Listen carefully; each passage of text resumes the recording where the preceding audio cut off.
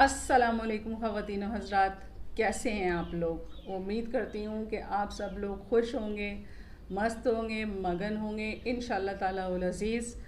मैं हूँ नुसरत आबिद और मैं हाज़िर हूँ आपके पास दोबारा एक नया टॉपिक लेके। और टॉपिक शुरू करने से पहले आपको बताती चलूँ कि आज की वीडियो अगर आपको पसंद आती है तो उसको लाइक कीजिएगा, कमेंट कीजिएगा और शेयर कीजिएगा। दूसरी बात, मेरा चैनल सब्सक्राइब करना नहीं भूलिएगा और साथ साथ बेल आइकन का बटन प्रेस करना भी नहीं भूलिएगा। और इसी के साथ साथ जो है मुझे भी नहीं भूलिएगा। ठीक है जी। आज का टॉपिक है बड़ा थोड़ा यूनिक सा है तो वो प्रॉब्लम हम सबकी ही अमूमन उसको हमने थोड़ा सा मज़ाक का रंग देने की कोशिश की है। उम्मीद करते हैं कि आज की भी एक छोटी सी काविश जो है वो आप लोगों को पसंद आएगी। सही है जी। आज का टॉपिक है मोटे को मोटा ना कहिए, दिल टूट जाता है।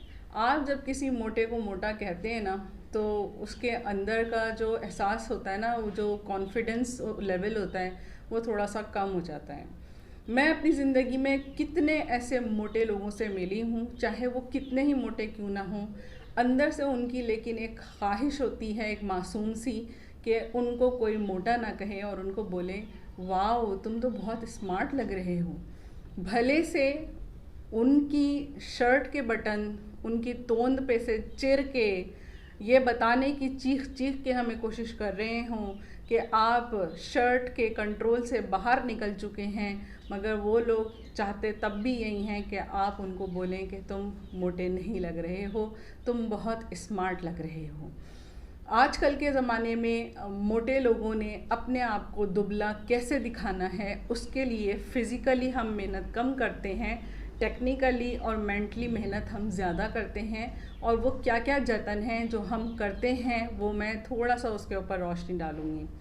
सबसे पहले तो हम लोग जो मोबाइल पर सेल्फ़ी लेने लग गए हैं, उसमें आप नोटिस कीजिएगा कि मुझ जैसे मोटे लोग कभी भी आपको फ्रंट से, आपको बिल्कुल फ्रंट से तस्वीर आप उनको लेके नहीं दिखा सकते ना। आप देखेंगे हमेशा टिल्ड होके खड़े हुए होते हैं ताकि वो थोड़े से तिरछे होके जब खड़े हों तो वो थोड़े से स्लिम आएँ। ठीक है। फिर एक दूसरा एंगल मैंने देखा कि आसमान के ऊपर कैमरा कर दिया जाता है ऐसे करके, और उसके बाद वो जो मोटे लोग होते हैं वो ऐसा लगता है छत पे से आप देख रहे हैं और वो बहुत दुबले नज़र आने की कोशिश कर रहे होते हैं कि हम बहुत दुबले से नज़र आ रहे हैं। अच्छा जी, ये भी करके देख लीजिए, लेकिन बहरहाल सच्चाई को तो कोई आप झुटला नहीं सकते हैं।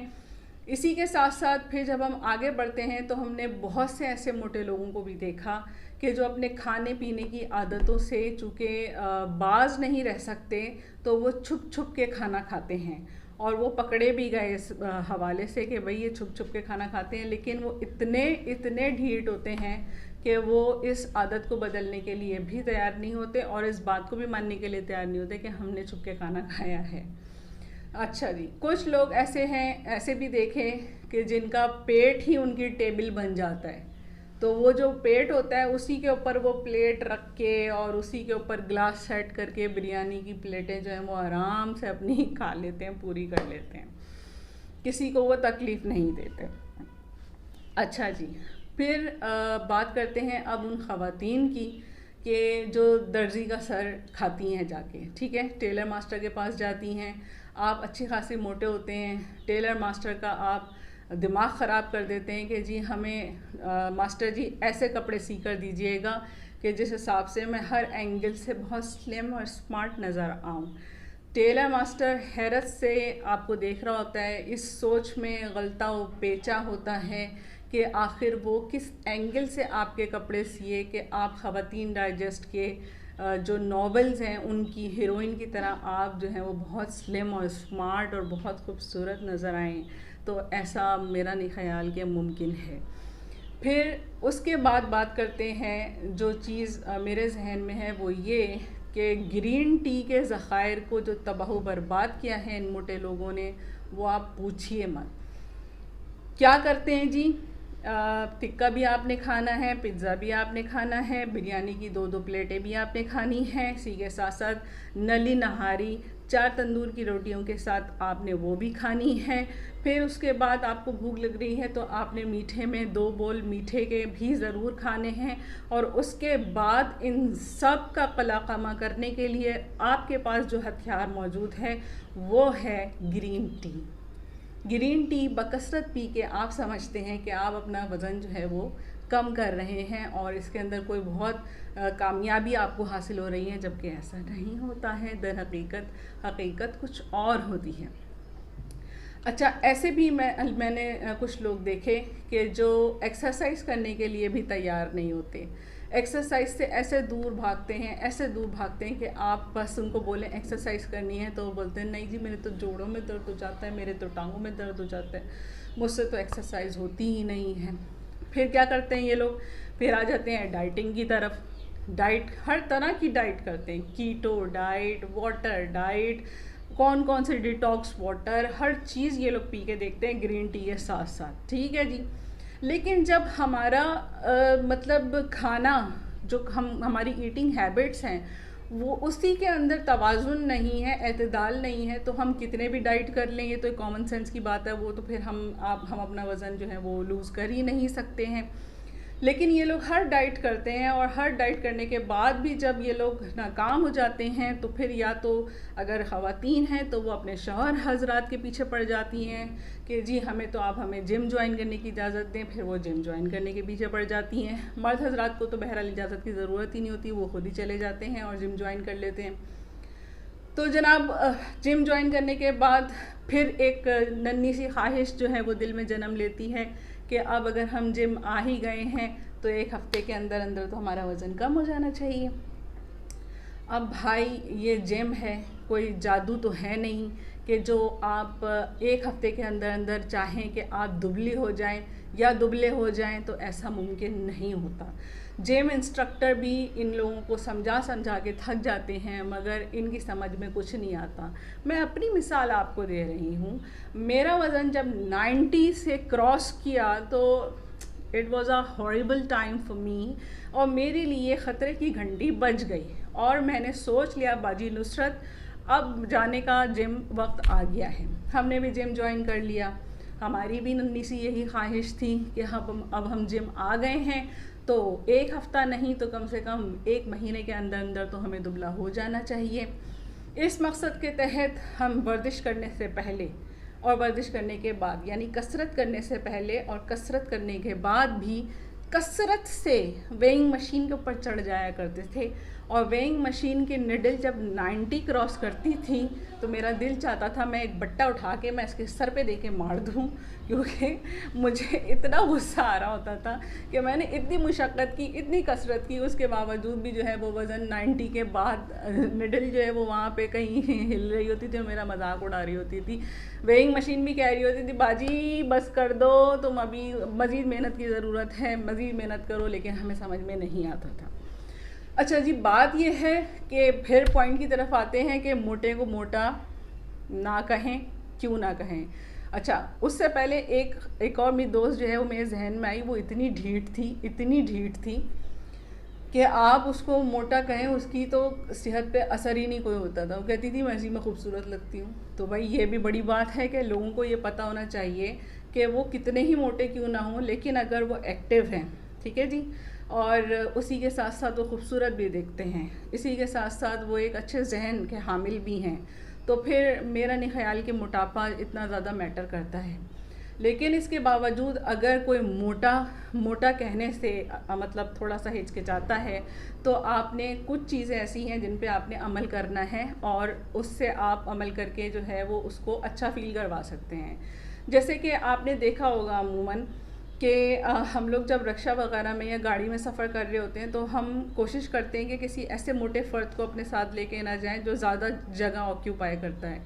तो जब कभी ऐसा कोई प्रोग्राम बनाएं तो आप ये वाज़े कर दें कि हम जहाँ पे भी जा रहे हैं हम पैदल जाएंगे, हम कोई व्हीकल यूज़ नहीं करेंगे। जब आप ऐसा करेंगे तो वो जो मोटा इंसान है ना, वो खुद ही अपनी जगह के ऊपर साइड लाइन हो जाएगा और वो मतलब हथियार जो है वो सारे डाल देगा और वो कह देगा नहीं जी मैं आपके साथ नहीं जाता because I can not walk. ठीक है जी, यहाँ से तो आप बच गए। दूसरी चीज़ फिर आपने करना ये है कि आपने बुलाना है अपने दोस्तों को। अगर आप 3rd floor, 4th floor, 5th floor पर रहते हैं और आपके ऐसे कुछ दोस्त आपकी लिस्ट में हैं जो थोड़े से मोटे हैं, तो आपने उनको बुलाकर एक दफ़ा दावत पे बुलाना है और खाना खिलाना है, और उसके बाद ये अमल बार बार दोहराना है। आप यकीन करें कि एक दफ़ा आने के बाद आपके दोस्त दोबारा आपके घर में कदम नहीं रखेंगे, और आपका जो फ्रेंडली इमेज है वो भी अपनी जगह बड़ा ज़बरदस्त मेंटेन हो जाएगा, और लोग आपको बड़ा ही जो है वो मेहमान नवाज समझेंगे। लेकिन मसला क्या है कि उन बेचारों से चढ़ा ही नहीं जाएगा 3rd, 4th फ्लोर या 5th फ्लोर, तो वो आपके यहाँ आने से जो है वो फिर माजरत खा होंगे।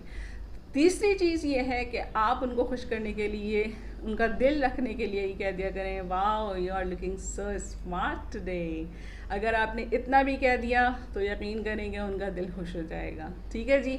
अच्छा, बात सारी ये है, ये तो छोटे छोटे मसाइल थे मोटापे के, लेकिन हकीकत ये है कि अपने वज़न को कंट्रोल करना सीखिए ताकि कोई आपको मोटा ना कह सके। आप एक बैलेंस फिगर में हो, एक आइडियल फिगर में हो, और उसके लिए आप अपना खाना पीना, इन तमाम चीज़ों को कंट्रोल कीजिए। You must join gym. आप जिम ज़रूर ज्वाइन कीजिए, वहाँ से आपको अच्छे मेंटर्स मिलते हैं, और आपके जो इंस्ट्रक्टर्स होते हैं वो आपको सही वे में गाइड कर रहे होते हैं। और इसी के साथ साथ आपका वज़न जो है जितना कम होगा उतने आप फुर्तीले, चुस्त और अपने आप को एक्टिव महसूस करेंगे। इस वक्त लॉकडाउन की कैफियत है, घर में आप जितना हो सके वॉक कर लिया करें, और दूसरों को हंसाने की कोशिश करते रहा करें, जैसे मैं थोड़ी थोड़ी देर में कोशिश करती रहती हूँ। और इसी हवाले से एक नज़म मैंने निकाली थी और मुझे बहुत पसंद है। शायर का नाम मुझे याद नहीं है, लेकिन उसके चंद अशार जो है वो मैं आपको जो है वो सुनाती चलूँ।